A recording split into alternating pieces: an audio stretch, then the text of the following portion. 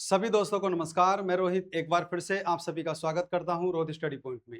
तो आज हम बात करेंगे उत्तर प्रदेश होमगार्ड परीक्षा का रिजल्ट आ चुका है और जल्दी ही इसके डीबीपीएसटी शुरू होने वाले हैं। यानी कि रिजल्ट के बाद जो प्रक्रिया आपके अब होने वाली है वो डीबीपीएसटी की होगी। उसके बाद फिर आपकी रनिंग कराई जाएगी।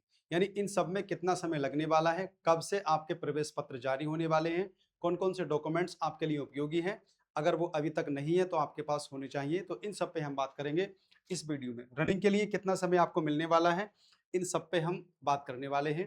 तो उत्तर प्रदेश पुलिस की हर भर्ती की अपडेट के लिए आप हमारे चैनल को सब्सक्राइब कर लें, बेल आइकन घंटी दबा दें ताकि मेरी हर एक वीडियो आपको मिल सके। तो देखिए, जैसे ही होमगार्ड का रिजल्ट आया, कट ऑफ थोड़ी उम्मीद से ज़्यादा गई, लेकिन फिर भी जिन साथियों का सिलेक्शन हुआ है अब उनका अगला चरण डीबीपीएसटी का है। तो डीबीपीएसटी के अंदर कौन कौन से डॉक्यूमेंट्स आपके लिए उपयोगी हैं, मैं आपको बता देता हूँ। सबसे पहले आप देख सकते हैं यहाँ पर कि उत्तर प्रदेश पुलिस भर्ती बोर्ड लखनऊ उत्तर प्रदेश, ये सब छोड़ दीजिए, आप लोग नीचे आ जाइए।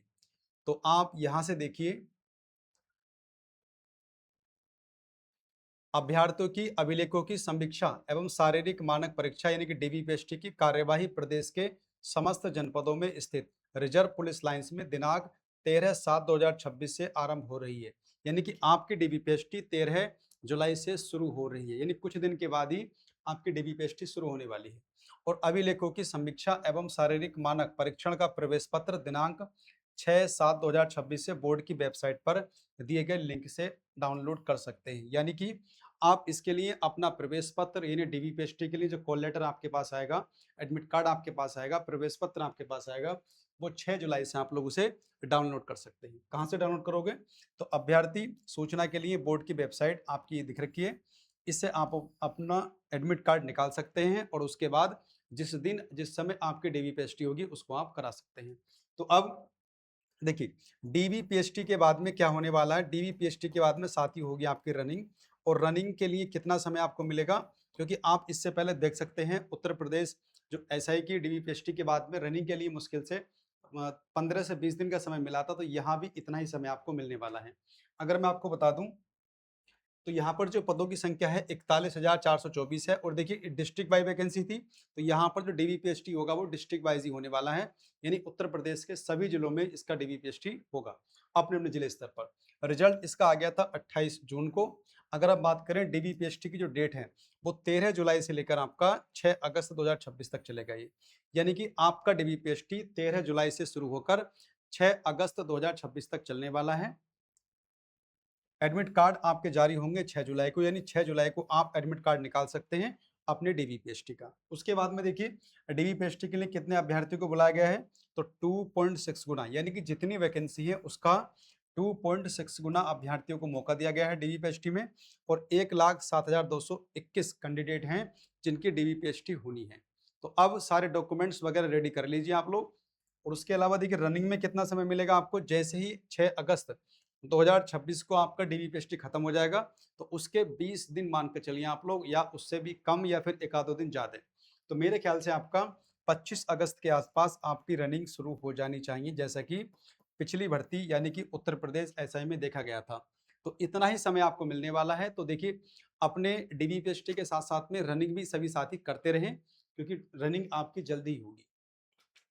देखिए, अब मैं आपको बता दूं कि कौन-कौन से डॉक्यूमेंट्स आपके पास डीबीपीएसटी में लगने वाले हैं। देखिए, डीबीपीएसटी का मतलब होगा कि सबसे पहले आपके डॉक्यूमेंट वेरिफिकेशन चेक होंगे, फिर उसके बाद में आपकी हाइट, आपका चेस्ट अगर पुरुष है तो उसके अलावा महिलाओं की हाइट होगी, उनके अलावा उनका जो वेट है, वजन, वो सब मापा तोला जाएगा।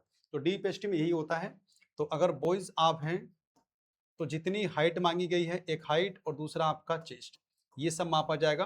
तो जो चेस्ट आपसे मांगा गया था उसके साथ में फुल आर्म मांगा गया था, तो वो सब आप लोग अच्छे से तैयारी उसकी कर लें। देखिए, हाइट में तो कुछ कर नहीं सकते, लेकिन बाकी चीज़ों में आप लोग कर सकते हैं। वही बात करें फीमेल यानी कि महिलाओं के बारे में बात करें, तो उनकी हाइट और हाइट के साथ में आपका वेट यानी कि वजन, तो इन चीज़ों के लेकर माप तोल आपकी होगी। और उसके बाद फिर आपके डॉक्यूमेंट वेरिफिकेशन। उसके लिए कौन कौन से मैं आपको बता दूं, 10th की मार्कशीट आपके पास होनी चाहिए। यानी कि ये जो वैकेंसी थी आपकी वो 10th पास वालों के लिए थी।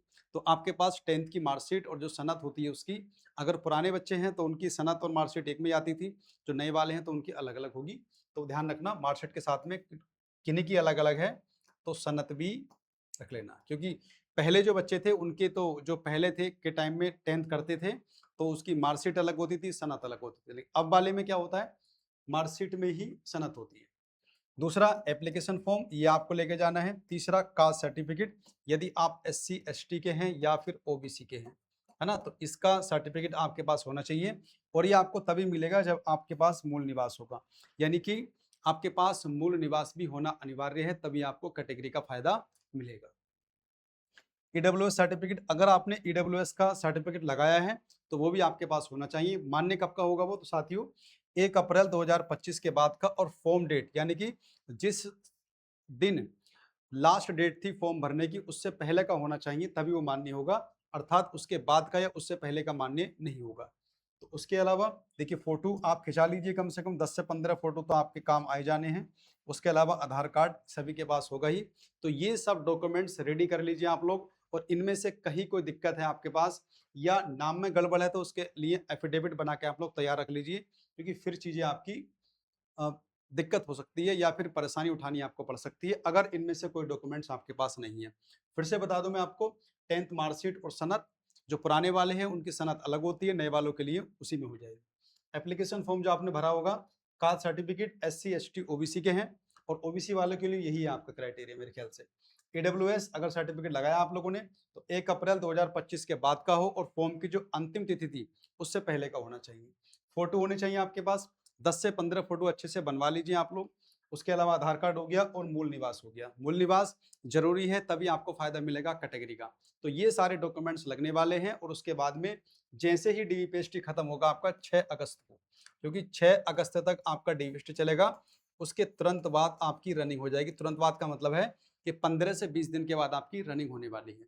तो जिनके भी नंबर, कट ऑफ तो आपने देख ही ली होगी, नंबर आपका आया हुआ है, तो सभी साथी रनिंग की तैयारी भी करते रहे, क्योंकि गर्मी का समय है। और फिर आपको अगस्त के लास्ट में जाकर, यानी कि मान सकते हैं 25 अगस्त के आसपास आपकी रनिंग शुरू होने वाली है। इतना ही समय मिलेगा, बहुत ज़्यादा समय आपको मिलने वाला नहीं है, उससे भी कम हो सकता है। तो रनिंग की तैयारी भी धीरे धीरे करते रहें, क्योंकि ये भर्ती पूरी आपकी सितंबर तक हो जानी है। यानी कि अगस्त में रनिंग कराने के बाद में उसके बाद सितंबर के 15 सितंबर के आसपास इसका फाइनल कर दिया जाएगा। यही गवर्नमेंट का, यही भर्ती बोर्ड का पूरा प्लान है। तो चलिए, बहुत अच्छी बात है। जिन साथियों का सिलेक्शन यहाँ पर हुआ है तो वो सब अपने DVPST के लिए सारे डॉक्यूमेंट्स रेडी कर ले, अपनी फिटनेस वगैरह जो भी है चीज़ें उनको तैयार करिए। बहुत जल्दी यानी कि 13 जुलाई से आपकी DVPST होने वाली है, और 6 अगस्त तक आपकी DVPST चलेगी। तो ये कुछ जानकारी थी आपकी इस भर्ती को लेकर। बाकी साथियों, अगर आप GS, करंट अफेयर और मैथमेटिक्स पढ़ना चाहते हैं, यानी कि अब सुनने में आ रहा है कुछ वैकेंसी और आएंगी उत्तर प्रदेश पुलिस में, चाहे वो कांस्टेबल की हो या SI की या फिर होमगार्ड की, तो उसके लिए अगर आप तैयारी करना चाहते हैं तो हमारे साथ जुड़े रहें। जल्दी ही क्लासेस शुरू होने वाली है, करंट अफेयर क्लास हमारी चल रही है। तो कल एक क्लास हमारी करंट अफेयर की आने वाली है, तो सभी साथी उसे देख सकते हैं। आगे की तैयारी आप करते रहें, आपका सिलेक्शन यहाँ हो जाएगा तो बहुत अच्छी बात है। उसके साथ साथ में अपनी आगे की प्लानिंग भी करते रहें, क्योंकि और भर्तियां निकलने वाली हैं उत्तर प्रदेश पुलिस भर्ती में या फिर अलग UP ट्रिपल SC वगैरह में। तो ये आपकी DPST हो जाएगी, उसके बाद में आपकी रनिंग वगैरह है, फिर लास्ट स्टेज आपका फिर फाइनल है। तो ये सारी प्रक्रिया में बस मुश्किल से 1 महीने का समय लगेगा, सब चीज़ें आपकी होने वाली हैं। तो चलिए साथियों, मिलते हैं अगली वीडियो में, तब तक के लिए बाय। और जाने से पहले सभी साथी चैनल को सब्सक्राइब कर लें और बेल आइकन घंटी दबा दें, ताकि मेरी हर एक वीडियो आपको मिल सके और आप हर भर्ती से अपडेट रह सकें।